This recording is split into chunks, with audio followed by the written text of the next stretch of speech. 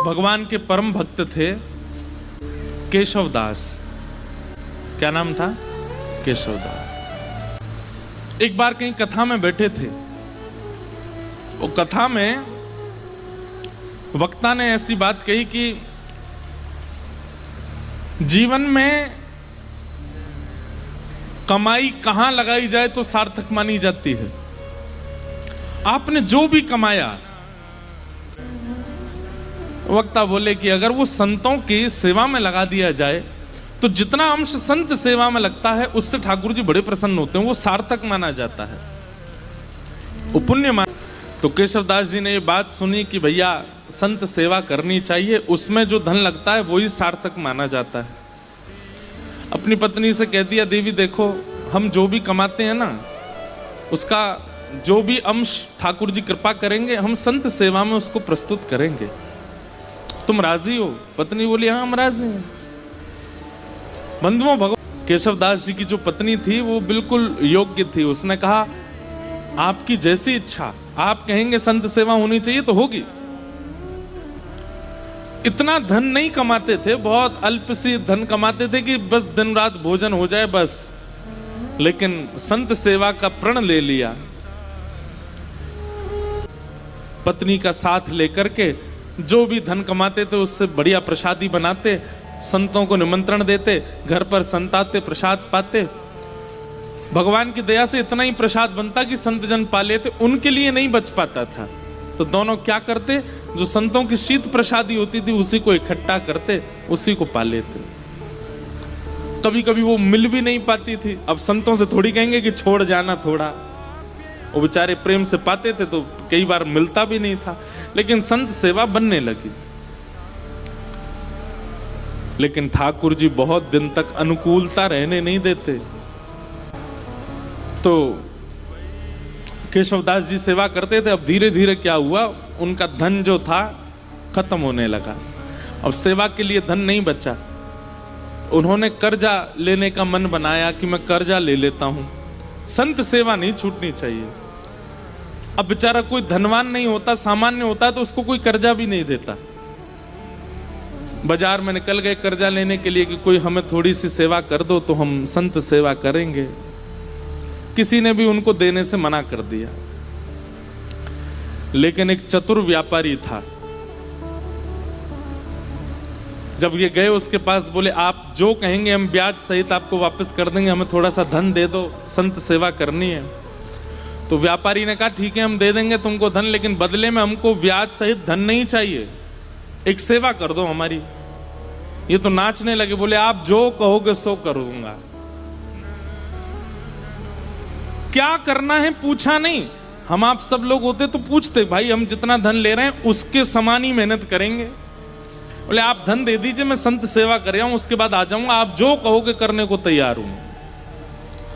धन दे दिया, संत सेवा हो गई। संत सेवा करने के बाद पत्नी से कह दिया देखो अब अगले एक हफ्ते के लिए हमारे पास में खूब संपत्ति आ गई है, अब तुम चिंता मत करो, संतों की सेवा पर मैं किसी को कर्जा चुकाने जा रहा हूं। तो कर्जा कैसे चुकाओगे, आप धन तो है नहीं। बोले वो सेवा करनी है, उसी से चुक जाएगा। एक भला आदमी मिल गया, उसने कहा कि पैसा मत लौटाना, सेवा कर देना। केशवदास जी लौट करके गए उसके पास, बोले भैया बताइए क्या सेवा करनी है। आप कहें तो बर्तन मांज दूं, झाड़ू लगा दूं, पोंछा कर दूं, पुताई कर दूं, क्या करना है आप बताओ। बोले हमारी एक जमीन है, वहां पर कुआं खोदना है। कुआं खोदना है। कुआं खोदने का मतलब समझते हैं?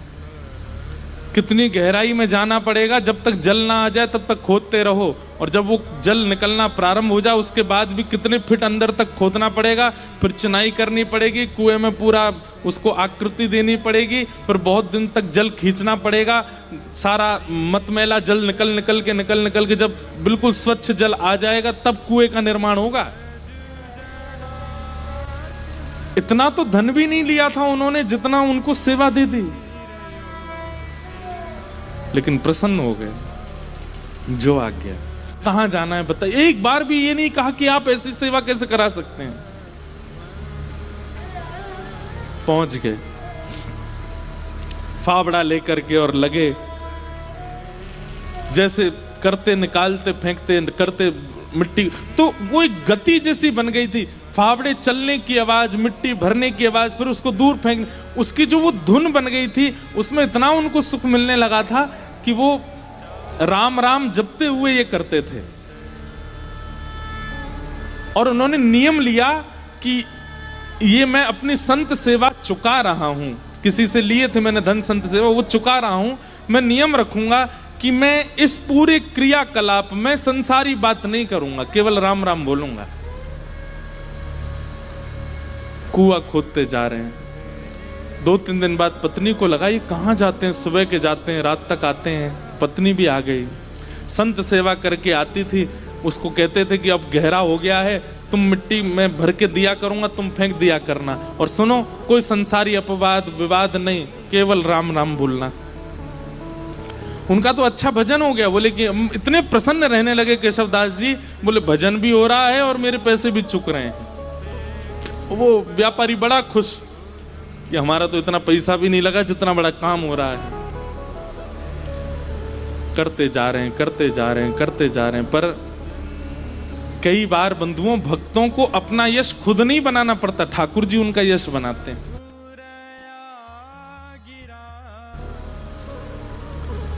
और कई बार यश दिलाने से पहले ठाकुर जी बहुत तगड़ी ठोकर देते हैं। कुएं में पानी का स्रोत आने लगा था, पानी नीचे से आने लगा था। बड़े प्रसन्न हो गए थे केशव दास जी कि अब जल आ गया है, वो जिन्होंने मुझे धन दिया उनकी सेवा पूरी हो रही है। लेकिन तभी जोर की हवा चली और बगल के मिट्टी जो गहराई में चले गए थे, तो वो मिट्टी थोड़ी सी ढीली हो गई और वो पूरी नीचे आ गई, और जितना कुआं भरा था सब दोबारा भर गया और केशव दास जी अंदर ही दब गए उसमें। पत्नी दौड़ी दौड़ी इधर उधर भागी, अरे कोई बचाओ, मेरे पतिदेव अंदर गिर गए हैं, कोई बचा के लाओ। कोई धनवान मानी व्यक्ति होता तो लोग प्रयास भी करते, अब केशव दास जी बेचारे सामान्य व्यक्ति, किसी ने मदद नहीं की। सब सोचने लगे कितना गहरा, तुम्हारे पति को 1 महीना लगा इतना अंदर जाने में, हम इतने भीतर तक मिट्टी कैसे निकालेंगे बाहर। कुछ लोगों ने सोचा, बोले भाई अकेला निर्वन कैसे करेंगे, कुछ पैसा वैसा देके इनको शांत कर दो, और कुछ धन धान्य दे करके उनको, बेचारी वो भी कहां तक किसके पास जाती।